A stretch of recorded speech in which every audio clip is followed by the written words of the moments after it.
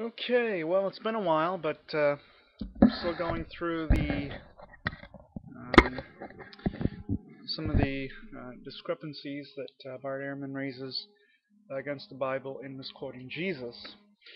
And we're going to start today looking at the um, discrepancies, so-called, between the book of Acts, when it's talking about Paul, and then the comments that Paul himself makes in his epistles.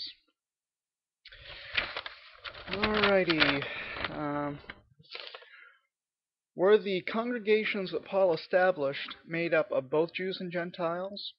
Acts chapter 17 verse 4 versus 1 Thessalonians 1 verse 9 and 1 Corinthians 12 verse 2. Well, let's look at Acts 17:4 first. Okay. Now Acts 17, as I recall, he's going to Thessalonica, or Thessalonia, and he is talking to them there, and let's see. Let's start in verse 1. Now when they had passed through Amphipolis and Apollonia, they came to Thessalonica, where was a synagogue of the Jews. And Paul, as his manner was, went in unto them, and 3 Sabbath days reasoned with them out of the Scriptures, opening and alleging that Christ must needs have suffered and risen again from the dead, and that this Jesus, whom I preach unto you, is Christ. And some of them believed and consorted with Paul and Silas, and of the devout Greeks a great multitude, and of the chief women not a few. Alright, so that's Acts 17 verses 1 through 4.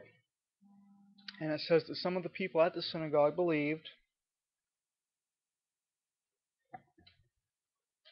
and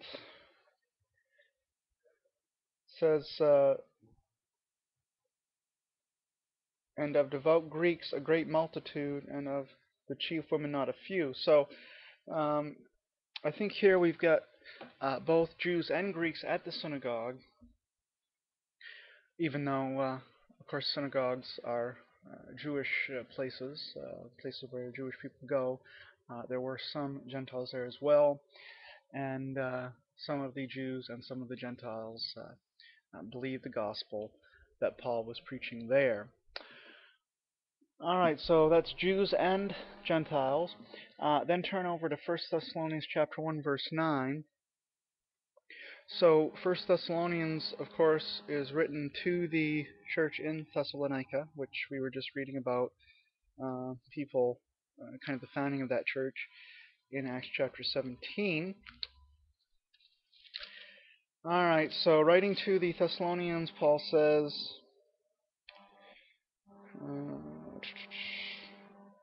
for they themselves shew of us what manner of entering in we had unto you, and how ye turned to God from idols to serve the living and true God. So the argument here on the part of Ehrman seems to be that the people that are being addressed here in Thessalonica turned from idolatry to the one true God.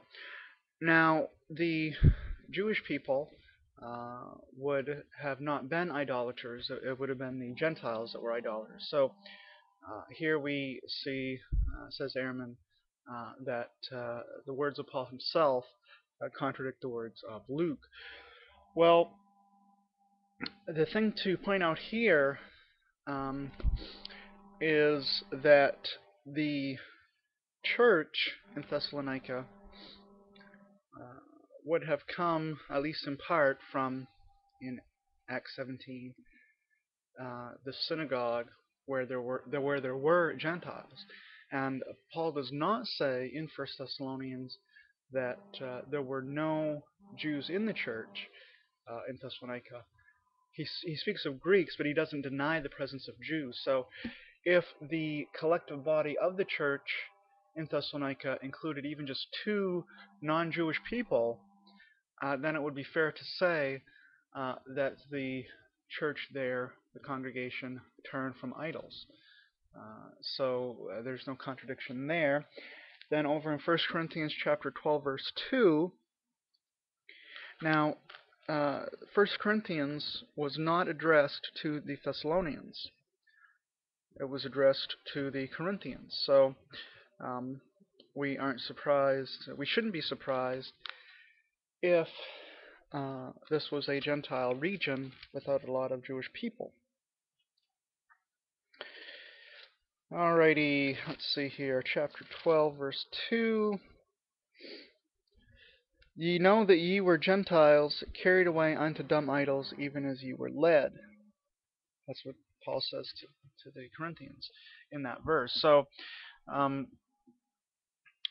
there, perhaps the church could be composed entirely of Gentiles, and there. So what I'm proposing is that not every area had to have a church that consisted of both Jews and Gentiles. So if Thessalonica had Jews and Gentiles in their church, but Corinth didn't, then um, that would not be a contradiction. That would just be a different demographic. You have Jews in Thessalonica in the churches, but not in the church in Corinth. So that I think covers that one. Alrighty, let's go to another one. Did the churches in Judea know Paul? Galatians chapter 1 verses 21 to 22 versus Acts 8 verses 1 through 3 and 9 verses 1 through 2. So Galatians 1, turn to first, Galatians 1, 21 to 22. It says, Afterwards I came in to the regions of Syria and Cilicia, and was unknown by face unto the churches of Judea which were in Christ. That's Galatians 1, 21 to 22. And then Acts chapter 8 and 9. Let's see here. Let's see what it says over here. Verses 1 through 3 of chapter 8 of Acts. And Saul, or Paul, was consenting unto his, that is, the deacon Stephen's, death. And at that time there was a great persecution against the church which was at Jerusalem, and they were all scattered abroad throughout the regions of Judea and Samaria, except the apostles. And devout men carried Stephen to his burial, and made great lamentation over him. As for Saul, he made havoc of the church, entering into every house, and hauling men and women, committing them to prison. So the first thing I'd like to point out about that verse is it says that the church that was being persecuted was scattered. So that may explain why they would not know Paul by face, because it could be that the persecution started, they left, then Paul came in person to arrest the ones who didn't leave, the apostles say. And then chapter 9, verses 1 to 2, And Saul, yet breathing out threatenings and slaughter against the disciples of the Lord, went unto the high priest, and desired of him letters to Damascus, to the synagogues, that if he found any of this way, whether they were men or women, he might bring them bound to Jerusalem. So it seems like Luke is saying that Paul was there in he was bodily present with them, persecuting them, but then Paul says that they did not know him by face. Well, as much of what Bart Ehrman says, he'll give you most of the facts, but leave out a crucial key ingredient so that we will reach the wrong conclusion. Back to Galatians chapter 1, the very next verse after the one that he quotes, Ehrman, Paul writes, but they had heard only, this is the persecuted church that Paul himself was persecuting, but they had heard only that he which persecuted us in time past now preacheth the faith which once he destroyed. So all three verses. Afterward I came into the region of Syria and Cilicia, and was unknown by face unto the churches of Judea which were in Christ, but they had heard only that he which persecuted us in times past now preacheth the faith which once he destroyed. So Paul himself admits in verse 23 that he was persecuting the church in Judea, which is the exact same thing that Luke says in Acts. So Paul, who says a verse or two before, they did not know me by face, then admits that he was there persecuting them. So whether, how we are to understand Paul being present but not being known by face, we cannot say that he is contradicting what Luke said. He may be contradicting himself,